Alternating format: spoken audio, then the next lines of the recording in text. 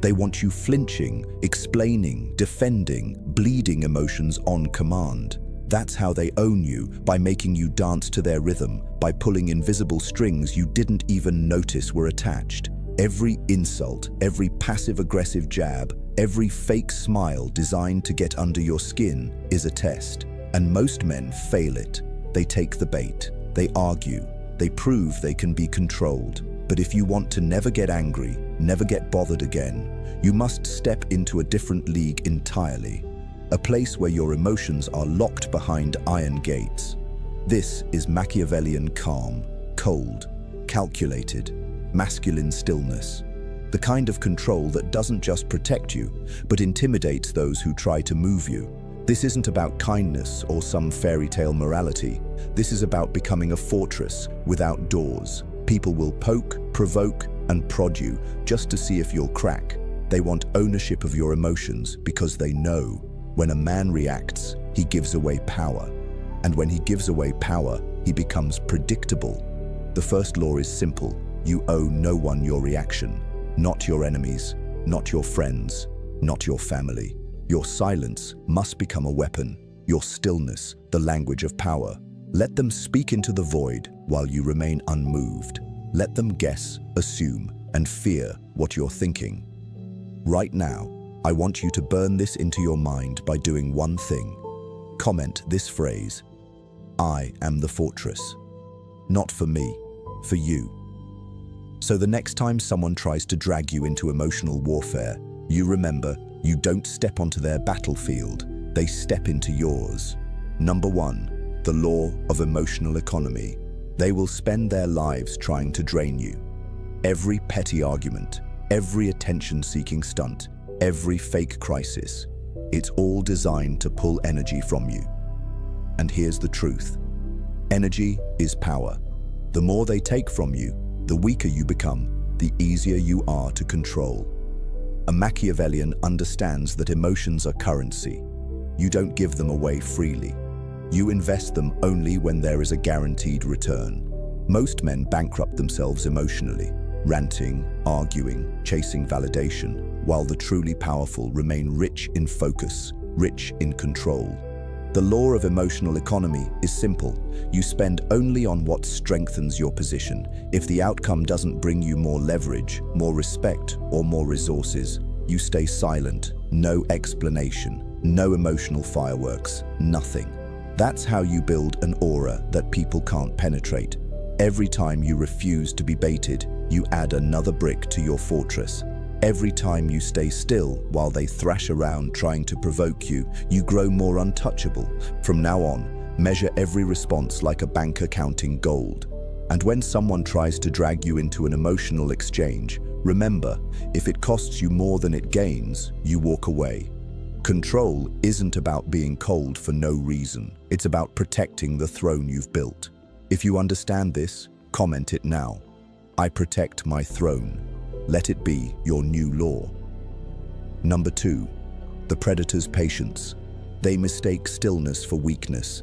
They think that because you're not rushing to respond, you're slow. They think that because you don't react to their little verbal jabs, you're incapable of fighting back. And that is the most fatal miscalculation they will ever make. The truth is, you've learned something they never will. Power doesn't belong to the one who strikes first. It belongs to the one who strikes last, and in the cleanest, most decisive way possible. Most people live in a state of constant reaction. Someone insults them, they answer instantly. Someone challenges them, they blurt out a defense. Someone provokes them, they explode. This is amateur behavior. The predator, the true Machiavellian operator, does not live in reaction mode. He lives in observation mode. He waits, he collects data, he allows the other person to reveal themselves completely before he makes a single move. Patience isn't about doing nothing. It's about doing everything at the exact moment when it will have the maximum impact. Imagine a sniper. The target is there, in sight, moving, breathing. The rookie would pull the trigger the second they saw the opportunity. The professional waits. They account for the wind, the distance, the movement. They let the target think they're safe. And only when everything is aligned, only then, Do they strike? One shot. No wasted effort. No chance for a counterattack. Now think about your own life. Every time you rush to answer an insult, every time you take the bait, every time you let anger drag you into their timing, you're firing before you're ready. You're showing your cards. You're proving you can be manipulated. You're making them believe they control the tempo of the game. And if they control the tempo, they control you. The predator's patience flips that entire dynamic. Instead of chasing the fight, you let the fight come to you. Instead of matching their pace, you slow the pace down until they can't stand it anymore. Because here's the secret: they want you flustered, they want you chasing, they want you explaining. But when you refuse to do that, you force them to fill the silence. And when they fill the silence, they talk too much, they reveal too much, they make mistakes. Always remember this: silence is the amplifier of truth. In stillness, lies start to sound louder. In stillness, insecurity starts to show. In stillness, desperation becomes obvious. That's why Machiavellian patience is so lethal. It's not just the absence of action, it's the creation of pressure. You're building a psychological cage around them without saying a word. And while they're pacing inside that cage, trying to figure out why you're not reacting, you're watching everything. You're cataloging their tone shifts, their body language changes, the inconsistencies in their words. You're building a psychological profile on them in real time. By the time you decide to move, you don't just have an attack. You have the exact attack that will end the conflict before it begins. Now, some will say, "But if I don't respond, they'll think they've won." Let them think that. The longer they think they've won, the more reckless they get. The more reckless they get, the more they give you. And when you finally decide to act, it won't be emotional, it will be surgical. A single statement, a single move, a single moment that cuts through all the noise and leaves them wondering how you dismantled them without ever breaking a sweat. This is why patience isn't passive, it's predatory. You are not avoiding the fight, you are ensuring the fight is fought on your terms, at your pace, and in a way where you cannot lose. You are building psychological high ground, and once you occupy that, you never have to descend into the mud with them. In the Machiavellian playbook, the man who controls the timing controls the outcome. You make them dance to your rhythm. You decide when the exchange begins and when it ends. And most importantly, you decide if it ever begins at all. Sometimes the most devastating victory is the one where they destroy themselves trying to provoke you. Your job is simply to hold position until that happens. This takes discipline. It takes the ability to resist the itch to respond right away. It takes the strength to let them think they're getting away with something. You must remember, every second you don't react is a second they are forced to keep performing, and performance under pressure always exposes weakness. Think about chess. The impatient player charges forward, sacrificing pieces just to feel like they're winning. The master sits back, moving with precision, forcing the opponent to overextend. By the time the trap closes, it's already too late for them to recover. That's not luck, that's the predator's patience in action. So when someone tries to provoke you, pause. Let the silence do the heavy lifting. Watch them. Listen for what they're not saying. Feel the desperation in their need for you to respond. You'll notice something. They're far more afraid of your silence than they are of your words, because your silence means they can't read you. And when they can't read you, they can't control you. This is how you become untouchable. You stop operating on their timing and you force them onto yours. You stop explaining yourself and let your presence speak for you. You stop trying to prove you're strong and instead, you are strong. Calm, silent, immovable. The predator doesn't waste energy chasing prey. The predator waits for the prey to wander into the kill zone. From now on, make this your law. You do not move until you decide it's time. You do not speak until you choose the words. You do not react until the reaction will guarantee you more power than you had before. And if there is no gain to be had, you walk away with the cold indifference of a man who knows he's already won by not playing. You will find that the less you react, the more control you gain. People will start to speak differently around you. They'll measure their words. They'll hesitate before they provoke you, because they know you're not like the rest. You're not a toy they can wind up and watch spin. You're a storm they can't predict, and unpredictability is the purest form of power. If you're ready to build this into your identity, if you're ready to become the man who moves last and always wins, then carve these words into your mind and type them right now in the comments. I move last. Make it public, make it permanent, make it who you are. Because in the end, the world doesn't reward the loudest man in the room. It rewards the one who says the least and still gets exactly what he wants. Number 3, emotional blackmail disarmament. They will try to chain you with emotions you didn't choose. They'll use guilt, pity, obligation, tools designed to pull you into compliance without you even realizing you've surrendered. Emotional blackmail is the oldest form of control, and it works on almost everyone because most people are trained from childhood to fear disapproval and crave acceptance. But you, if you're going to be untouchable, you must learn to sever those chains without hesitation. Here's the first truth. Guilt is an illusion. It is a fabricated debt someone wants you to believe you owe. They will frame you as ungrateful, selfish, heartless, all to trigger your instinct to prove them wrong. The second you try to prove them wrong, you've already lost. Why? Because you've stepped into their frame. You've accepted their reality. And in their reality, they hold the leash. A Machiavellian mind never accepts the premise without inspection. You ask, who benefits if I obey this feeling? Who gains power if I fold? That question alone is enough to expose 90% of emotional traps. The moment you see that the hurt feelings or disappointment is just a strategic move, the spell breaks. They don't actually need you to feel bad. They need you to comply.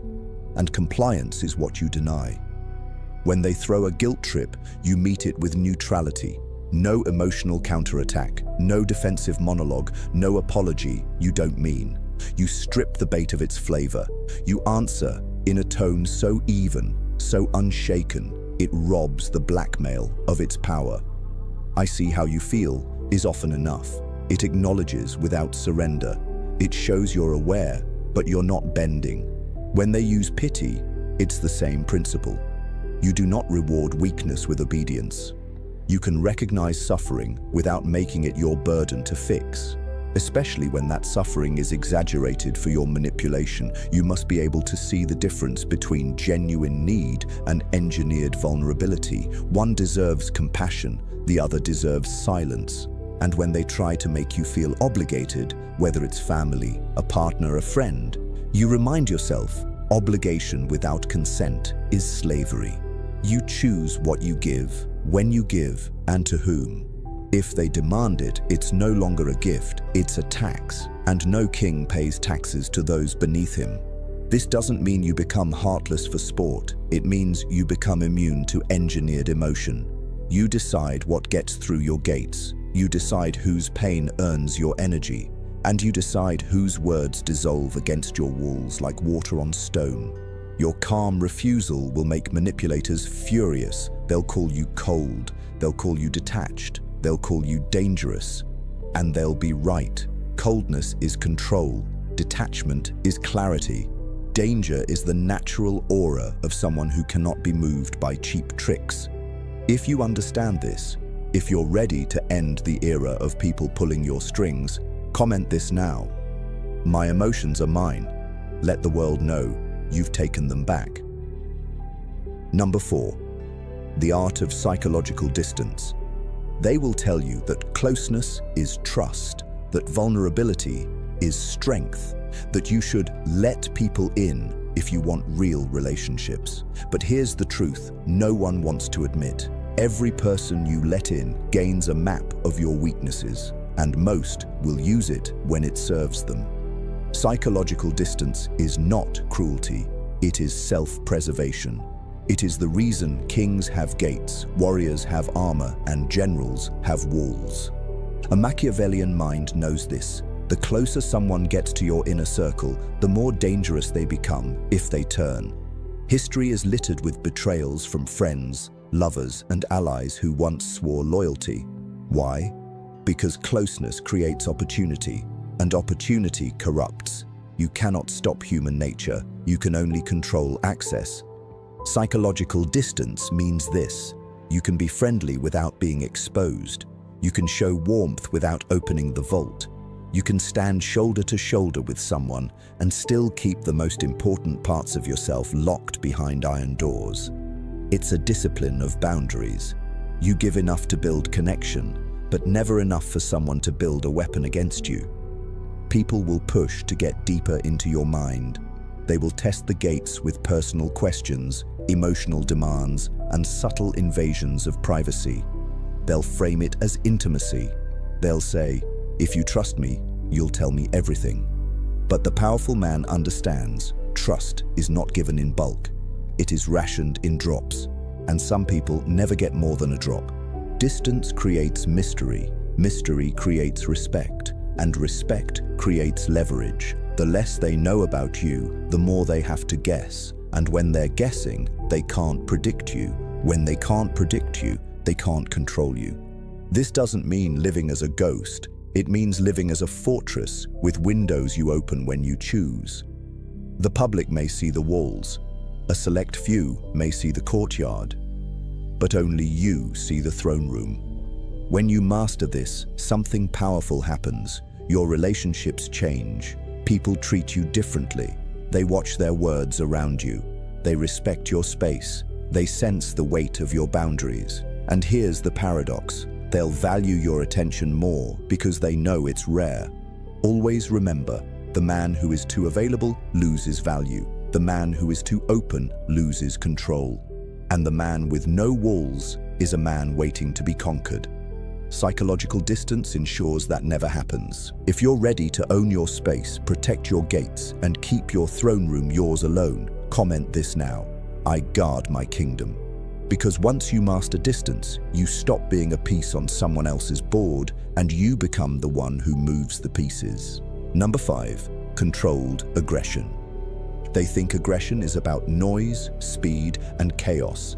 They think the most dangerous man in the room is the one who shouts the loudest, moves the fastest, and throws the first punch.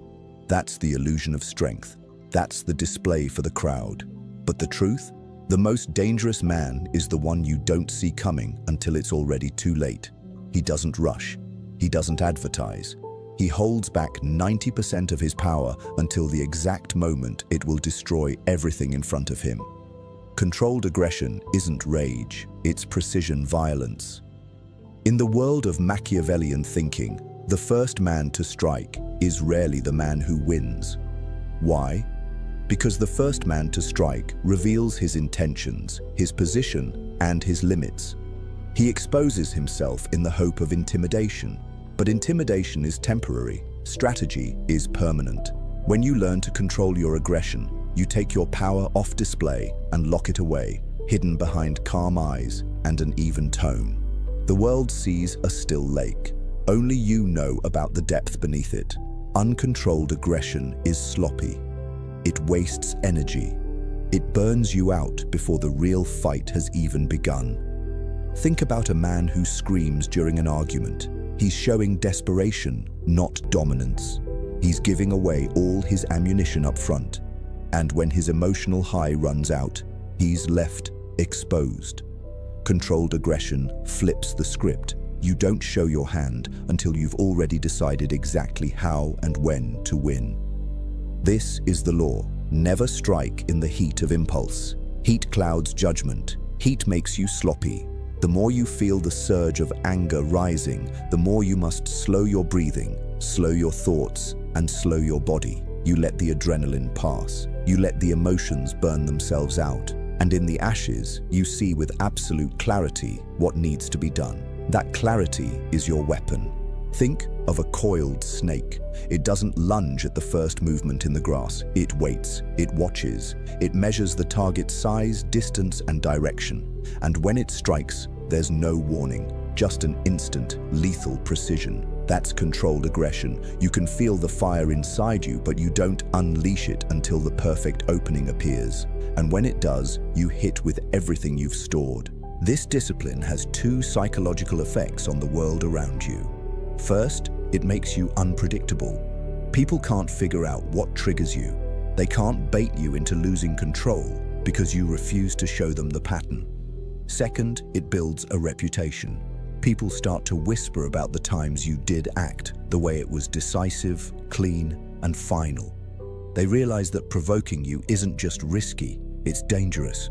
And here's the deeper truth. They'll start to fear your silence more than your words. Words can be measured. Silence can't. Silence leaves them guessing whether you're ignoring them or planning something. The longer they sit in that uncertainty, the more their nerves begin to fray.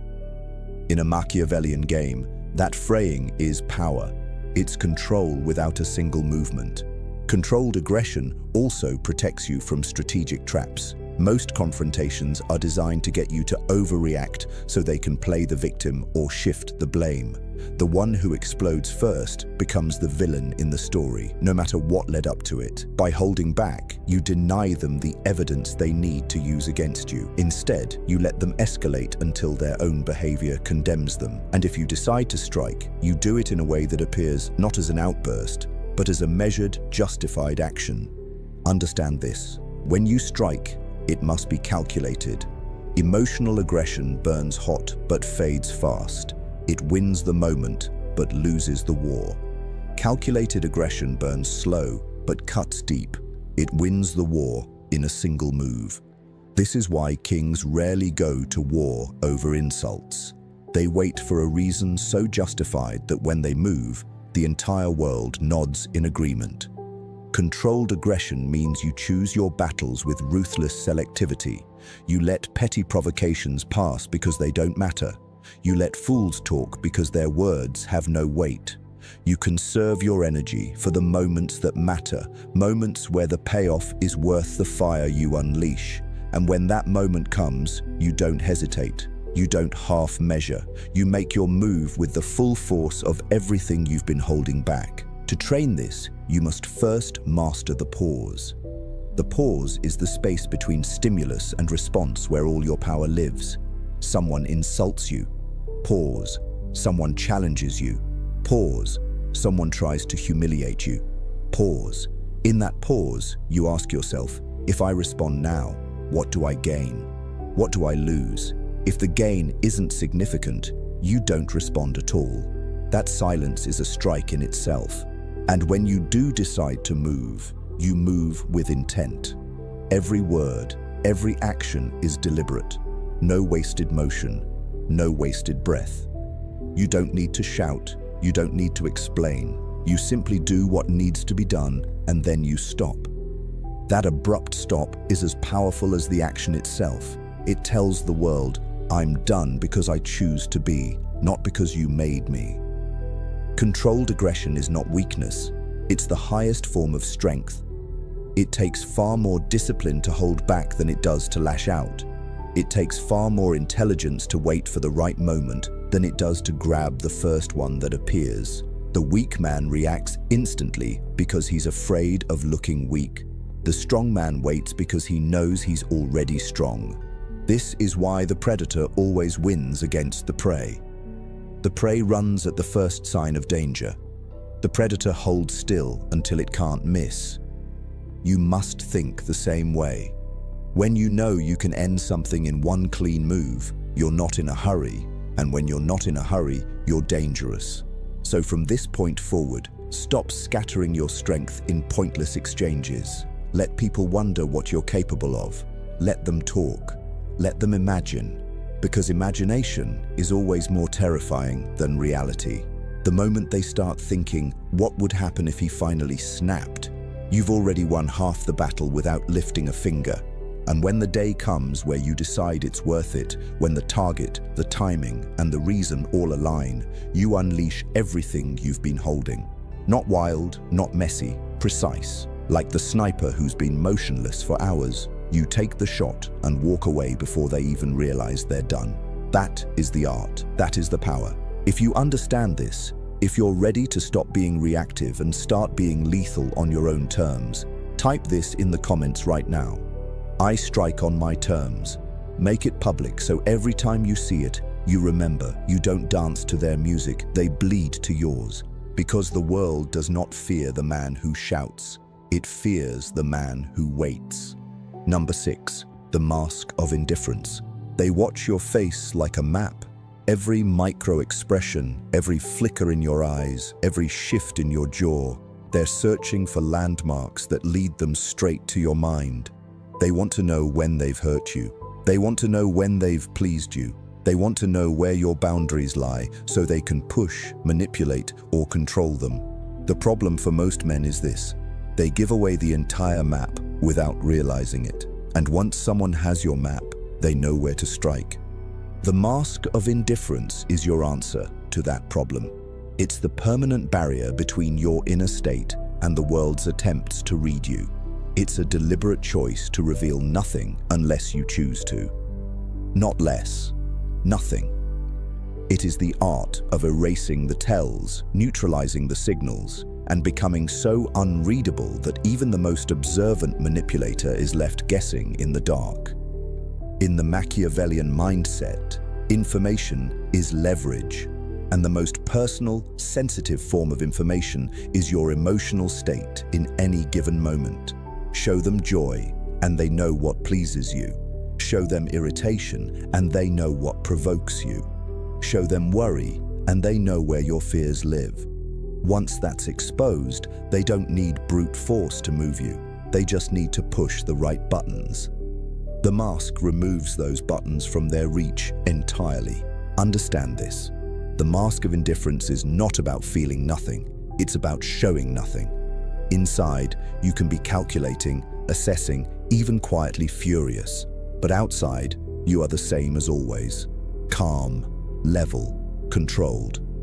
This is the discipline of kings. It's the ability to play a game without letting anyone else know the score.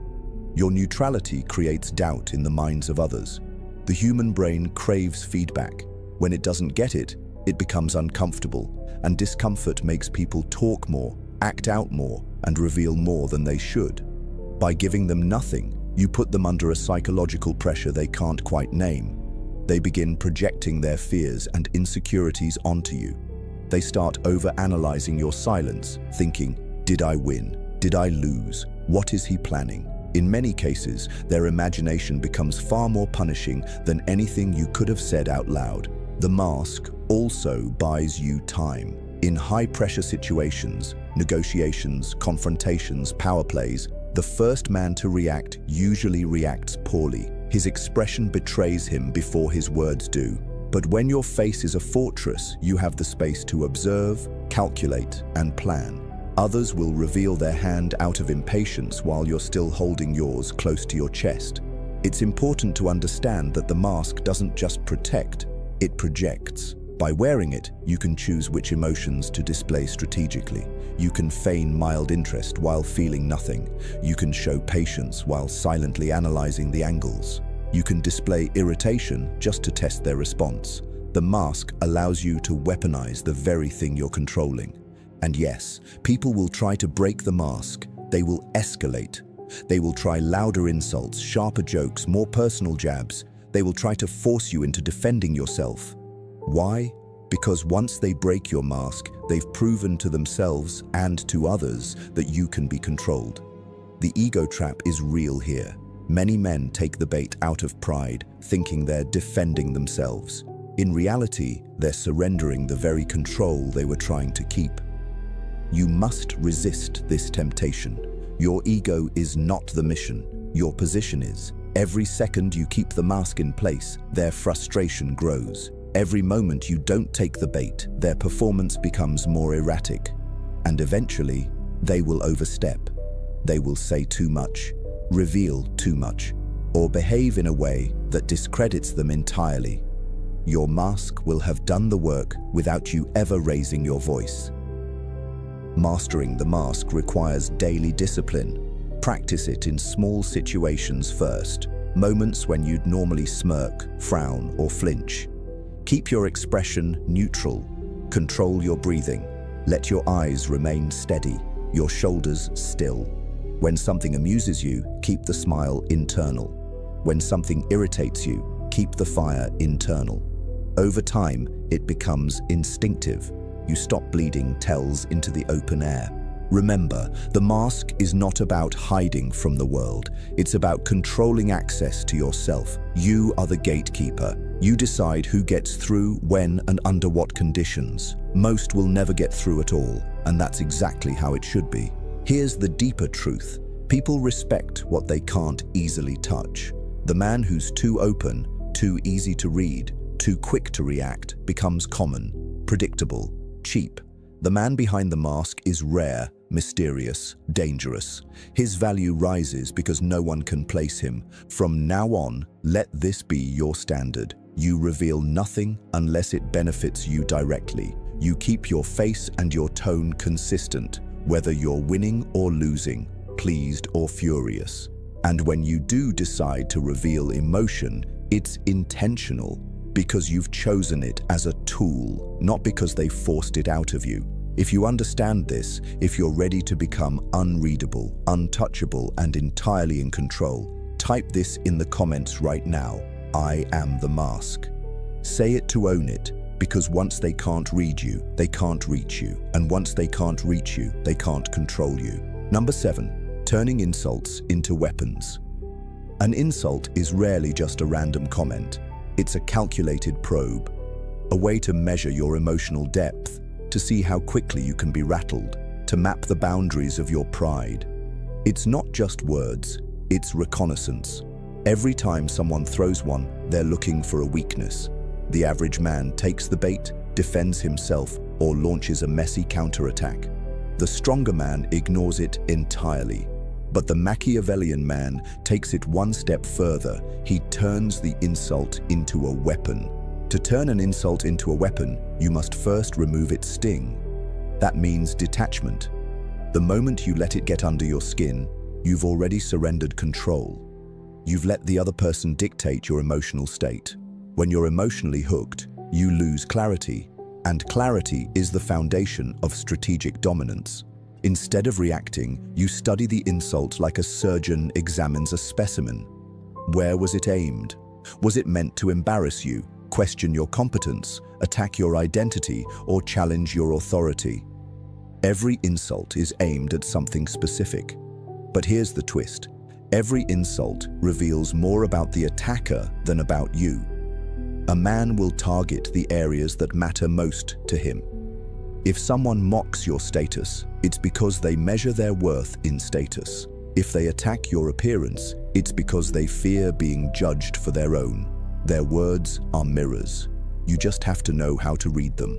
Once you understand the psychology behind the insult, you have multiple strategic options. The subtle counter. This is where you turn their jab into a slow-burning trap. Instead of countering with force, you respond with a calm, almost curious question. Something like, "That's interesting. Why do you think that?" This does two things. It forces them to elaborate, which often exposes the weakness in their own argument, and it makes them carry the burden of justification. When someone is forced to explain an insult, it starts to lose its edge. The audience shifts from watching you defend yourself to watching them try to hold their ground. The public reversal. This move is pure display, designed for situations where others are watching. You don't respond with aggression, you respond with composure, maybe even amusement. You make it clear through your tone and posture that the insult didn't land. The crowd sees you unmoved, and that's where the shift happens. In the social hierarchy of the moment, the man who remains calm under attack is perceived as dominant. The attacker starts to look like the desperate one. Reframing. Reframing is where you take the insult and turn it into a badge of honor. If someone calls you cold, you reply, "Cold keeps me sharp." If they accuse you of being calculating, you answer, "Better to calculate than to stumble." This not only deflects the insult, it converts it into proof of your strength. It's psychological aikido. You take their force and use it to strengthen your position. Strategic silence. Sometimes the most devastating move is no move at all. Let the insult hang in the air, unanswered. No change in expression, no change in tone. This creates a vacuum, an unbearable emptiness for the attacker. They wanted a reaction.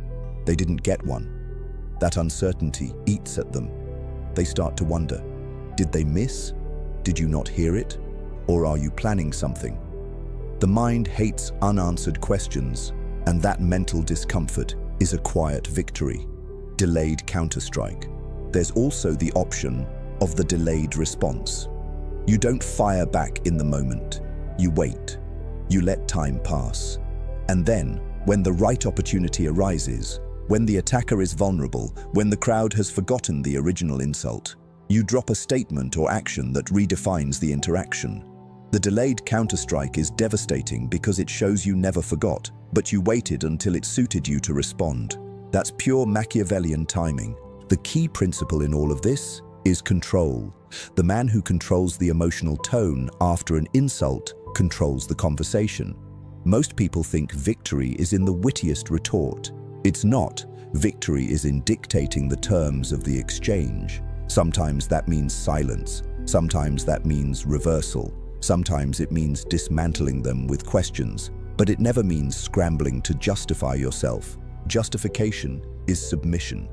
The moment you start explaining why you're not what they say you are, you've accepted their frame. You've agreed that their opinion has weight, and by doing that, you've already lost. The real power move is to stay above the frame entirely, to behave as if the insult was too insignificant to even register. Over time, this approach builds a reputation. People start to learn that attacking you is costly, not because you explode, but because you respond in ways that leave them looking weaker than when they started. They learn that your composure is unshakable and that you have the skill to reverse their attacks without ever losing control. That reputation becomes a shield. Once it's in place, fewer and fewer people will attempt to provoke you. Here's the paradox. The less reactive you are, the more devastating your responses become when you choose to deliver them. If you're known for letting most things pass, your rare counterattacks will hit harder. The scarcity of your aggression makes it more valuable, more feared. It's not about fighting every battle. It's about choosing the battles that serve your power. From this moment forward, stop viewing insults as threats. See them as opportunities. Each one is free intelligence about the person in front of you. Each one is a chance to strengthen your position. Let others waste their energy throwing stones while you collect each one and add it to your fortress. And if you truly understand this, if you're ready to turn every verbal attack into ammunition, make your declaration now. Type it in the comments so it becomes part of your identity. Your words build my walls. Say it, own it, because once you master this, nothing anyone says can hurt you. In fact, their attempts will only make you stronger. Number 8. The power of strategic absence. Absence is one of the sharpest weapons in the arsenal of power, yet most men never learn to use it. They cling to visibility, thinking influence is maintained by constant presence. They hover in every conversation, attend every event, make themselves available to everyone, believing this constant accessibility cements their value. In reality, it does the opposite. Overexposure breeds familiarity, and familiarity kills mystique. Presence is like currency. Spend it carelessly and it loses value. Spend it with precision and it multiplies in worth. Strategic absence is the art of vanishing with purpose, removing yourself at the moment when your presence is most desired, so that its value skyrockets in your absence. The absence becomes a presence in itself, one that is felt more deeply than you could ever achieve by staying in the room. Psychologically, humans adapt quickly to what is consistent. A face they see every day becomes background noise. A voice they hear constantly becomes less impactful, no matter how wise the words. But remove that face, silence that voice, pull back your energy. Suddenly, they feel the void. Questions start forming in their minds. Where did he go? Why is he silent? Has something changed? That curiosity turns into tension, and tension is one of the purest forms of power. Strategic absence works in three primary ways. 1. It creates demand. The less often someone experiences you, the more weight each encounter carries. When you are constantly available, you are a common commodity. When you are rare, you are valuable. This is why powerful figures in history, leaders, conquerors, kings, often appeared sparingly. They understood that scarcity is magnetic. People crave what they cannot have often, and when they finally do get it, they pay attention. 2. It resets power dynamics. Relationships, both personal and professional, are built on patterns. If you are always the one initiating, attending, and giving attention, you set a pattern where your presence is taken for granted. When you vanish, you break that pattern. You force others to adjust, to come to you, to wonder what caused the shift. In that wondering, you reclaim leverage. 3.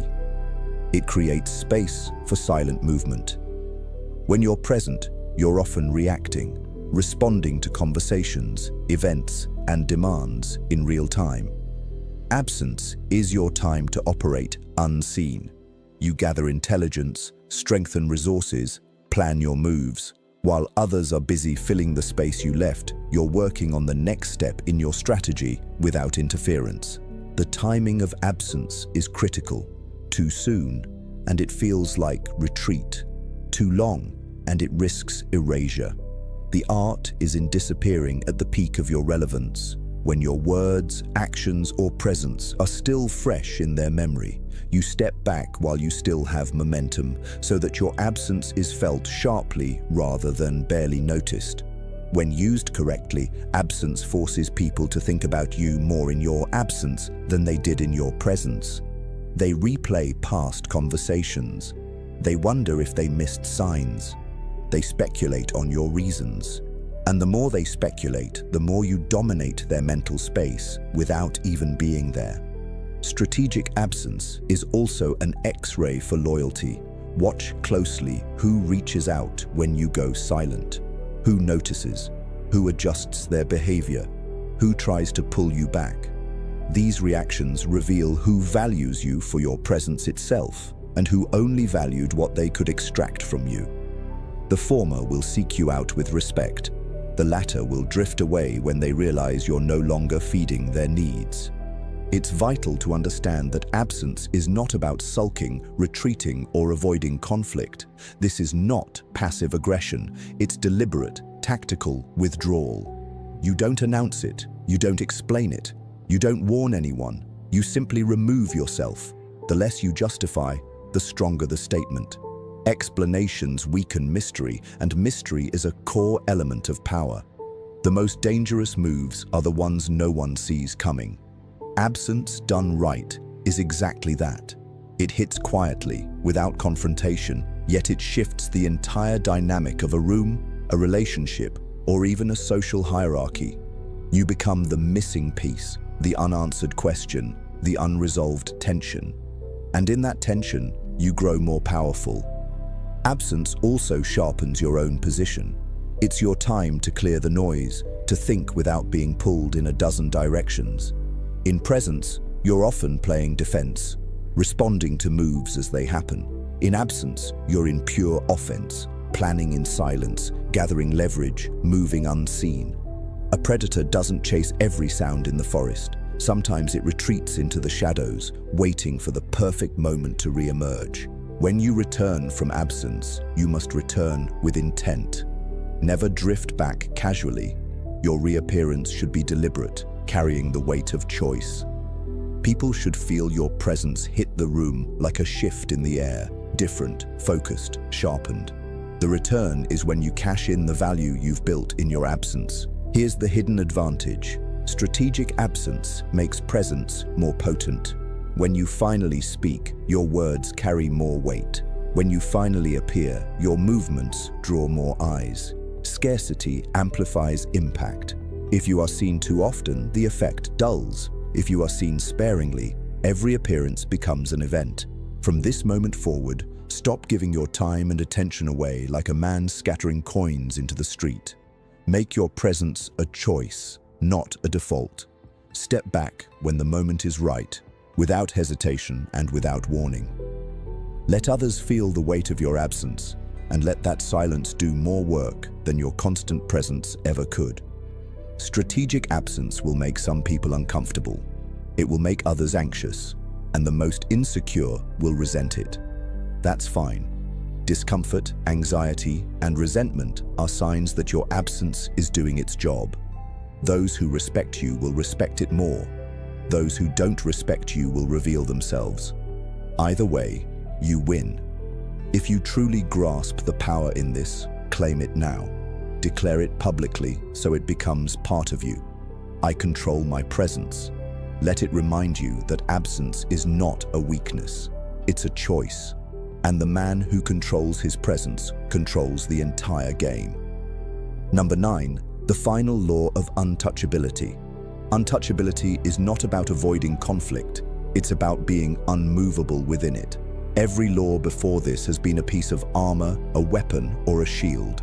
Now they merge into one unshakable identity. You are no longer a man who simply stays calm under pressure. You are a man who sets the pressure. You decide when the game begins, how it plays, and when it ends. The final law is this: nothing external has the right to dictate your internal state. Not insults, not manipulation, not provocation, not approval, not even admiration. You own your emotional sovereignty completely, and in that ownership, you own the people who try to move you. This law turns you into something most will never encounter, a man who is immune. Your stillness is not passive, it's loaded with choice. Your patience is not inaction, it's precision. Your silence is not emptiness, it's control. When you do move, it's not reaction, it's execution. The world will sense this. Some will respect it, some will fear it, many will resent it, but all will feel it. People will treat you differently because they know there's no easy way to get to you. You are not swayed by moods, not bribed by flattery, not rattled by hostility. They will learn quickly that the only way to win with you is to play on your terms. From this day forward, you don't just walk into a room, you shift its gravity. You don't just answer questions, you control conversations. You don't just respond to challenges, you decide which challenges are worth acknowledging at all. And the rest, you erase with indifference. Write this law into your mind until it's instinct. Nothing moves me unless I allow it. Let it become the filter for every action, every decision, every reaction. It is the last and most powerful shield you will ever need. If you're ready to carry this into your life, if you're ready to live untouchable, then declare it in the comments now. Nothing moves me. Say it with conviction. Let it be the final seal on your transformation. And if this has shifted something in you, don't stop here. You've built the armor. Now it's time to learn how to use it offensively. Watch the next video where I reveal the predator's social blueprint, the step-by-step guide to making every room, every interaction, and every person bend in your favor. Like, subscribe, turn on notifications, and I'll see you there.